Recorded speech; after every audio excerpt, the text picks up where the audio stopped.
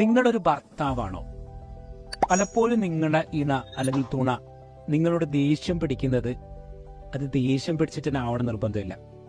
ചിലപ്പോൾ നമ്മുടെ സ്നേഹം കിട്ടാത്തത് കൊണ്ടോ, അല്ലെങ്കിൽ ഒരു അവഗണന കിട്ടിയത് കൊണ്ടോ, അല്ലെങ്കിൽ സ്നേഹം കിട്ടാൻ വേണ്ടിയിട്ട് ദേഷ്യം പിടിച്ചിട്ട്, നമ്മളൊക്കെ പൊതുവെ ചെയ്യുന്ന ഒരു ഗെയിമാണ്.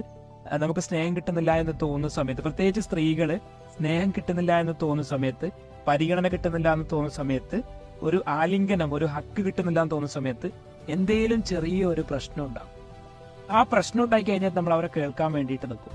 അതുകൊണ്ട് തന്നെ നമ്മൾ ഈ ദേഷ്യം പിടിക്കുന്ന അവസ്ഥ വരെ വെയിറ്റ് ചെയ്യണോ എന്റെ സഹോദര? നമ്മുടെ പാർട്ട്ണറുമായിട്ട് അല്ലാതെ തന്നെ ദേഷ്യം പിടിക്കുന്ന മിക്ക സ്ത്രീകളുടെയും വിഷയം എന്ന് പറയുന്നത് ഒരുപാട് ഫുൾഫിൽ ചെയ്യാത്ത ഒരുപാട് നീഡുകൾ, ആവശ്യങ്ങളുണ്ടാവും. സ്നേഹമായിരിക്കാം, പരിഗണനയായിരിക്കാം, അംഗീകാരമായിരിക്കാം, അവരെ കേൾക്കാത്തതായിരിക്കാം. ഇങ്ങനെയുള്ള പ്രശ്നങ്ങളെ പരിഹരിക്കാൻ ഒരു പുരുഷന് പറ്റി